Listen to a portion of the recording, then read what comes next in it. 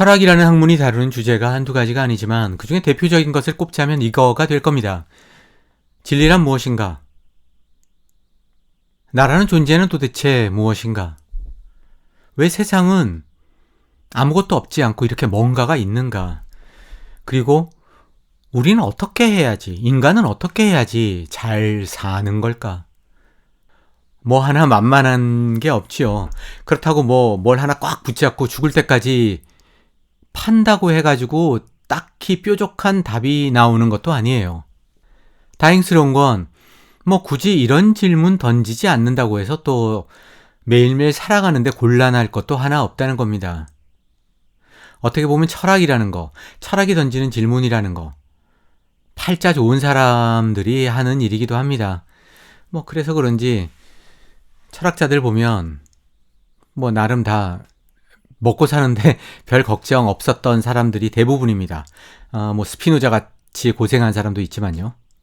철학이 다루는 질문과 관련해서 기독교인이 되는 건 대단히 유리합니다. 기독교가 주는 좋은 혜택이 하나 있어요. 뭐냐?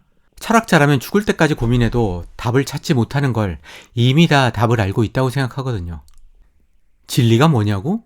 성경 읽어봐. 성경에 다 나와. 나라는 존재가 누군지 모르겠다고? 왜 그걸 모를까? 성경에 다 나오는데. 왜 세상에 아무것도 없지 않고 세상에 뭔가가 있냐고? 이 사람 참. 하나님이 창조했으니까 그렇지. 어떻게 사는 게 가장 가치 있는 삶이냐고? 주님께 영광 돌리면서 살면 돼. 이 나그네 같은 인생, 네 욕심 쫓지 말고 하나님께 영광 돌리면서 천국에 투자하고 살라고. 그게 가장 가치 있는 삶이야. 성경에 다 나오는데 왜 그걸 모를까? 그리고 덧붙여서 교회에서 가르쳐주는 대로, 교회에서 시키는 대로 질문하지 말고 그냥 할렐루야 그러면서 살아. 그러면 되는 거야.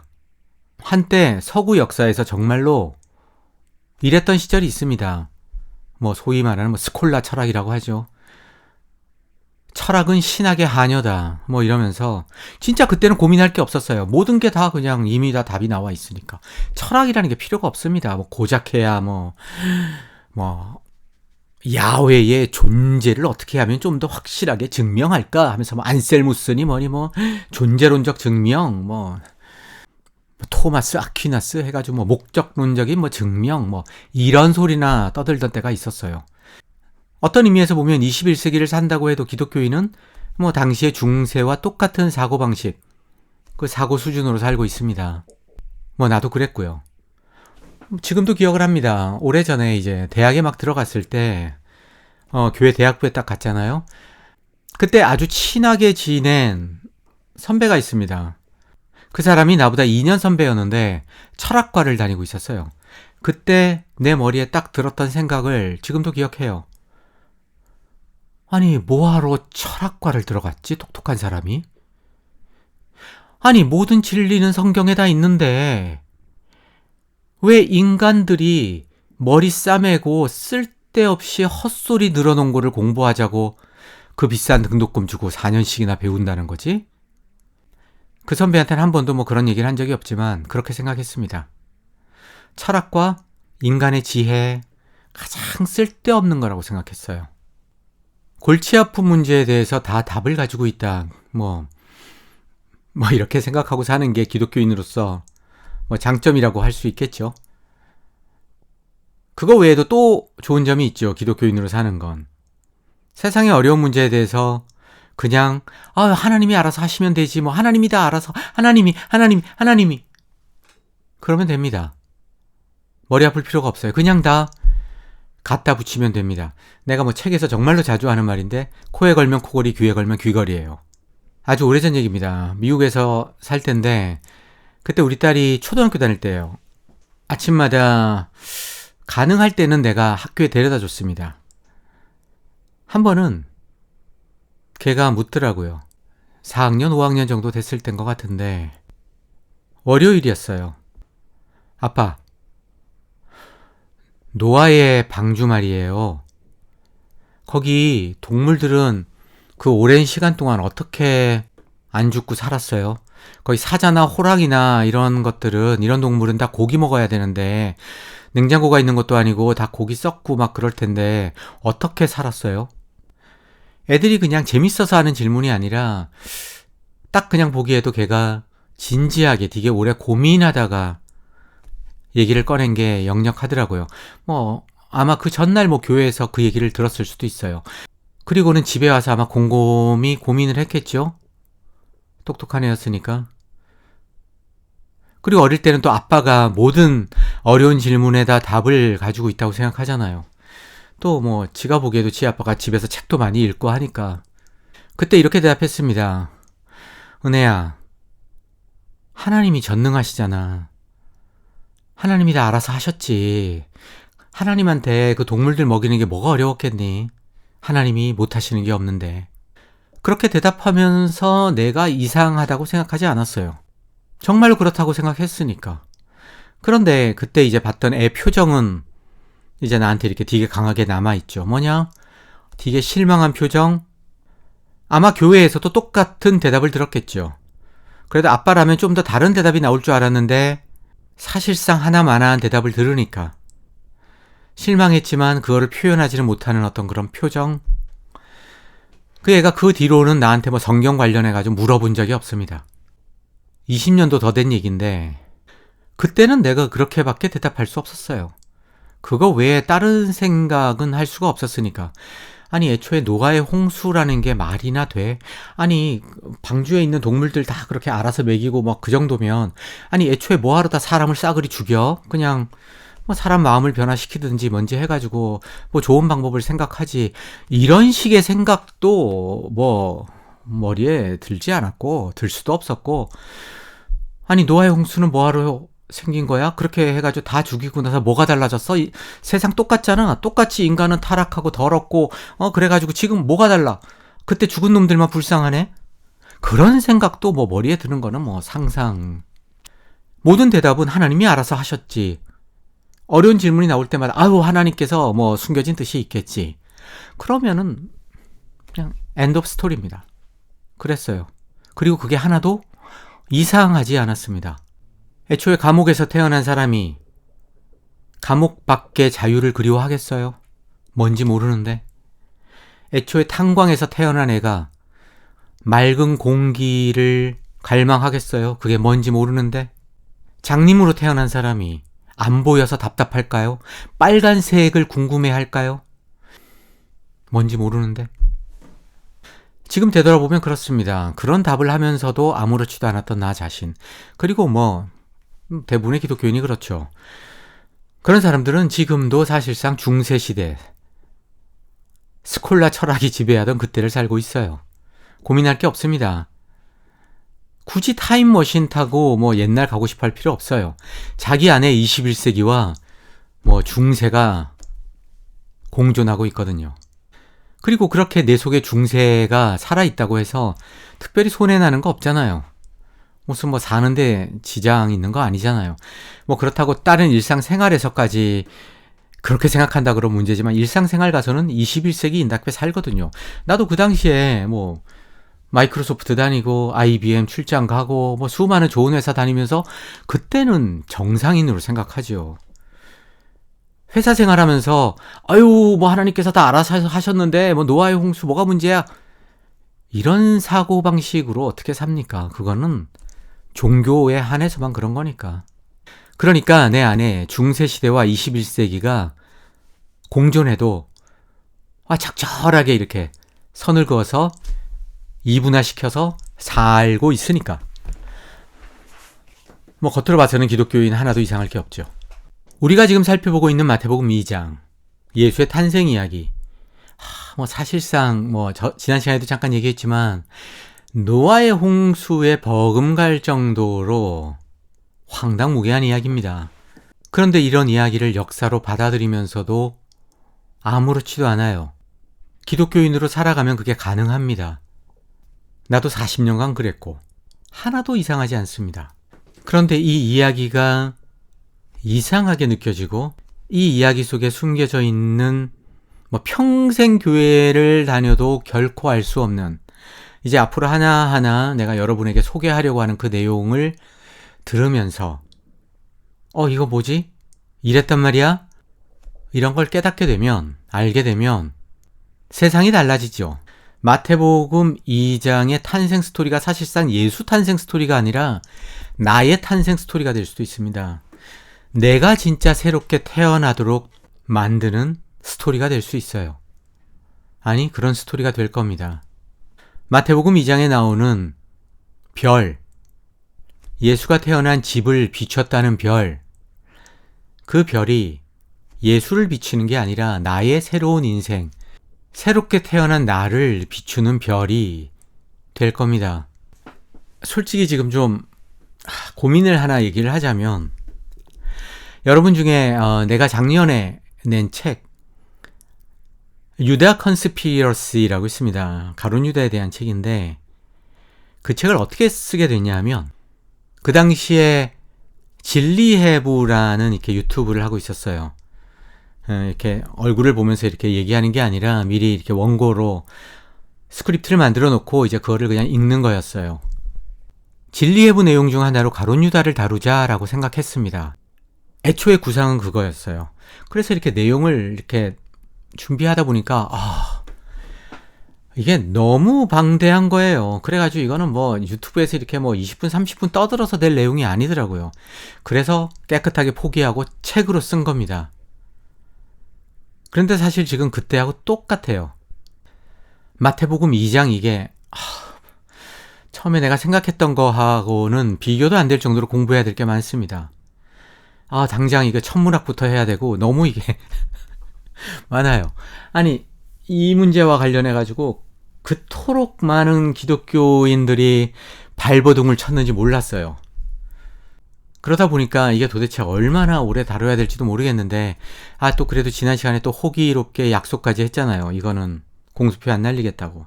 그래서 최대한 욕심 부리지 말고 소화 가능한 한도 내에서 조금씩 하려고 합니다. 오늘은 아주 기본적인 내용을 하나 다루려고요. 아주 기본적인 거. 뭐냐? 보통 교회에서 마태복음 누가 썼다 그러죠? 마태가 썼다라고 합니다. 예수의 제자 마태. 오늘 던질 질문은 딱 하나입니다. 도대체 마태는 그러면 2장에 나오는 내용, 그 내용을 어디에서 들은 걸까? 아니면 누구한테서 들은 걸까? 즉, 마태에게 소스가 무엇이었을까? 또는 누구였을까? 이겁니다. 그래도 조금이라도 고민을 하는 사람이라면, 아니, 모세오경을 모세가 썼다고 하는데 창세기는 어떻게 쓴 거지? 천지창조 얘기는 도대체 어떻게 알고 모세가 쓴 거지? 아브라함 얘기는 어떻게 한 거지? 노아 얘기는? 교회 대답은 간단하죠. 성령이 저자니까 성령이 다 보여줬다. 시간 여행을 시켜서 보여줬을 수도 있고 모르죠. 그렇게 그냥 얘기하면 됩니다. 그게 이제 중세식의 대답이죠. 말이 안 되는 소리잖아요. 근데 우리가 지금 다루는 건 구약이 아니니까. 그건 그렇다 치더라도 마태복음 2장의 내용. 마태복음. 이거는 창세기하고 다릅니다. 왜냐하면 마태복음은 기독교에서 엄연히 예수의 전기로 취급합니다. 예수의 전기로 취급한다는 말은 역사로 취급한다는 거예요. 역사라는 거예요. 역사를 쓴다라는 거, 근거가 확실해야 됩니다. 자기가 마음대로 지어내면 그건 역사가 아니라 소설이죠. 마태복음 2장도 역사라면 당연히 저자가 어디서 이 얘기를 알아낸 건지 물어야죠. 마태복음 2장을 한번 보세요. 보면 소스라는 측면에서 볼 때 몇 부분으로 나눌 수 있습니다. 일단 별 얘기는 그냥 넘어가자고요. 별 얘기는 우리가 나중에 많이 할 거니까. 일단은 마태복음 2장 내용 중에는 오로지 동방박사들만 아는 내용이 있습니다. 앞으로 동방박사를 매기라고 부르겠습니다. 매기라는 단어에 대해서는 다음에 이 양반들에 대해서 다룰 때 좀 더 자세히 얘기를 하고요. 일단 동방박사 대신 매기라고 하겠습니다. 이게 원래 의미니까요. 원래 단어니까요. 이 매기들만 아는 내용이 있습니다. 예를 들어서 이 양반들이 아기 예수한테 경배를 하고 돌아가려고 하는데 꿈에 지시를 받죠. 헤롯한테 가지 말고 다른 길로 가라.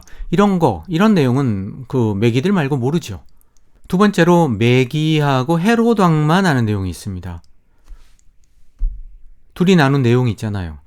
헤롯이 뭐 매기한테 어쩌고 해가지고 너 가가지고 뭐 하고 나한테도 알려줘. 그러면 내가 나중에 또 경배하러 갈게. 뭐 어쩌고 저쩌고 얘기한 거. 그건 둘만 자기네들끼리만 아는 내용입니다. 그리고 헤롯하고 헤롯 주변의 학자들만 아는 내용이 있어요. 헤롯이 학자들 불러가지고 야 메시아가 어디서 나는지 알아봐. 그래서 그들이 막 찾아봐가지고 얘 베들레헴에서 납니다. 뭐 이런 얘기, 이런 내용은 지네들밖에 모르죠. 이거는 매기도 모릅니다. 그리고 마리아하고 매기만 아는 내용이 있죠.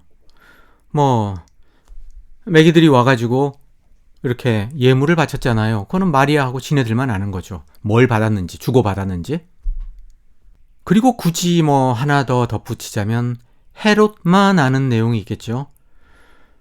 매기한테 속은 걸 알고 분노하잖아요. 분노해가지고 막 군사들 보내고 하고 이런 어떤 내적인 분노 뭐 이런 거는 헤롯만 알겠죠.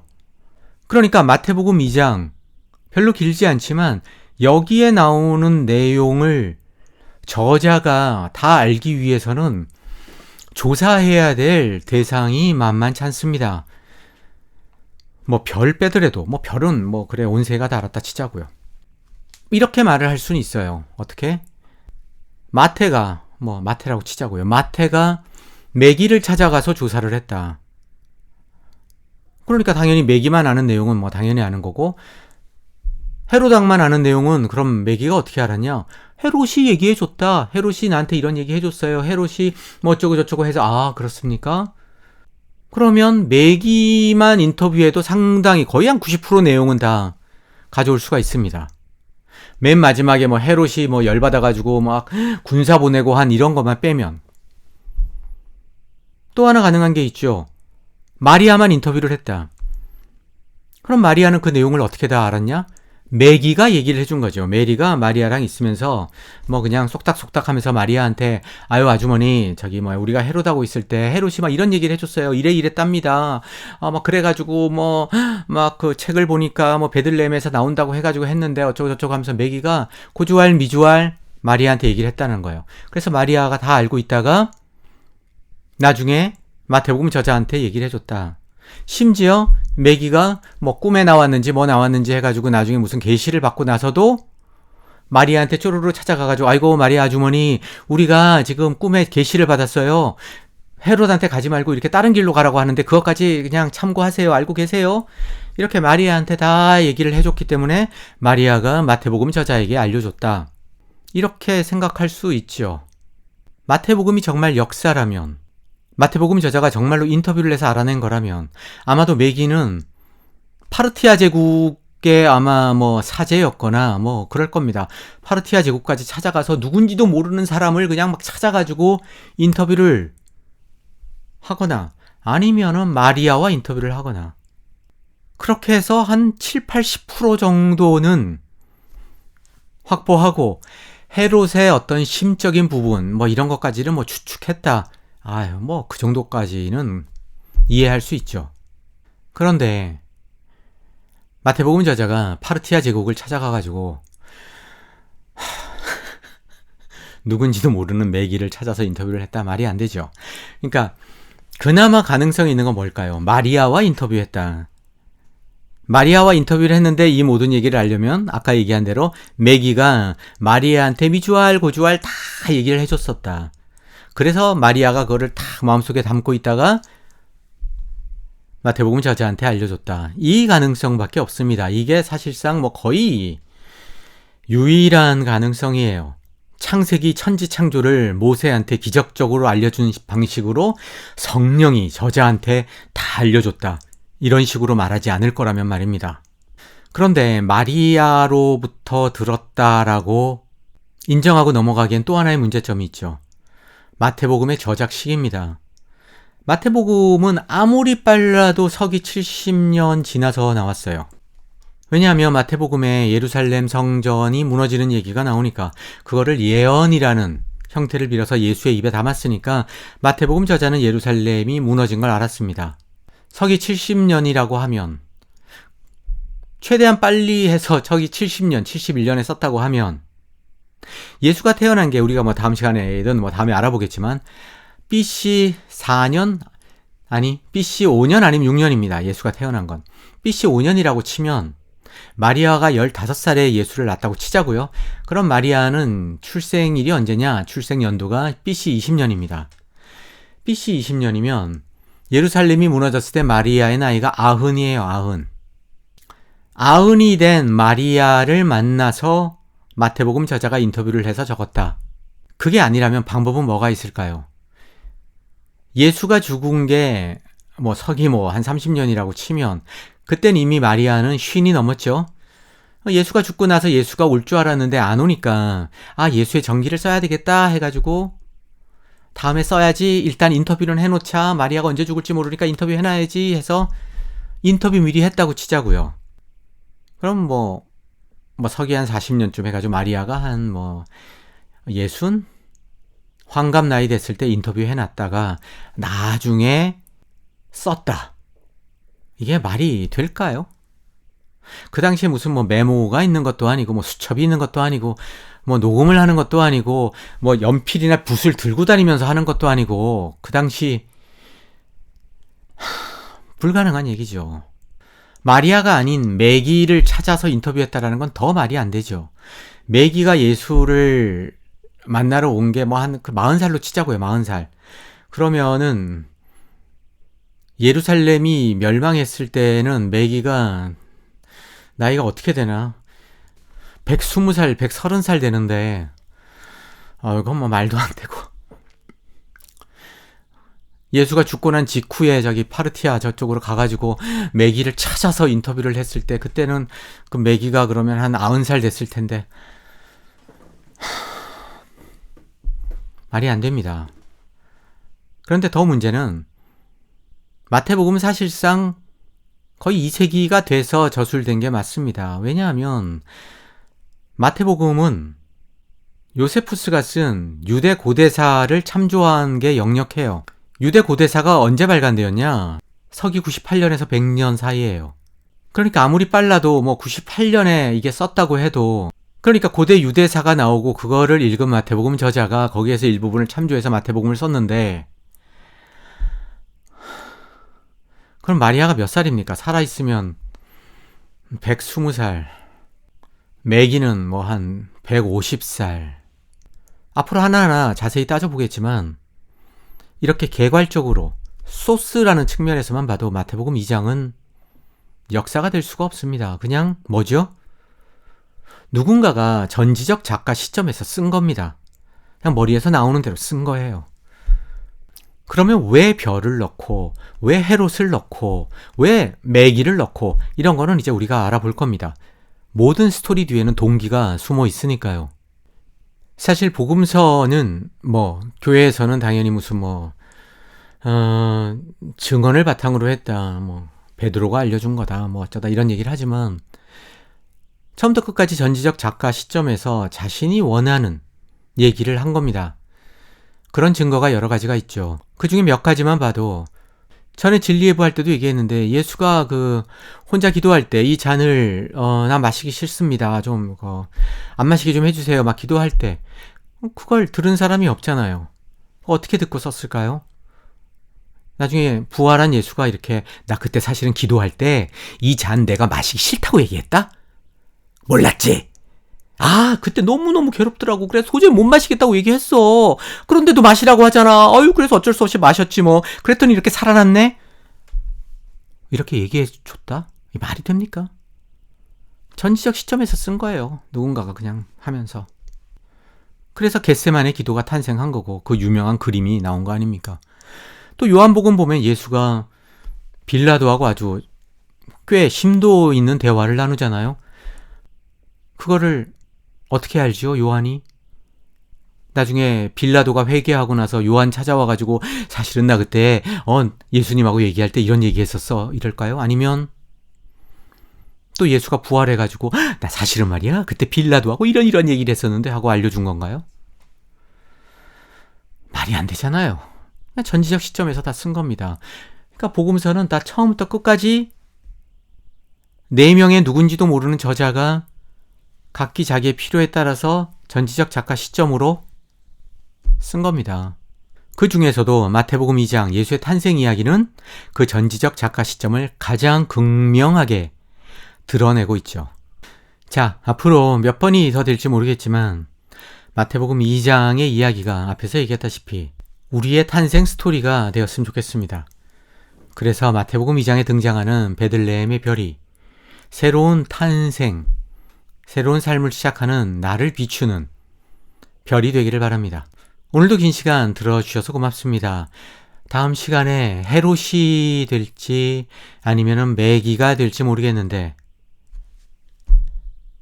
두 인물 중에 한 사람을 선택해서 돌아오겠습니다. 여러분, 안녕.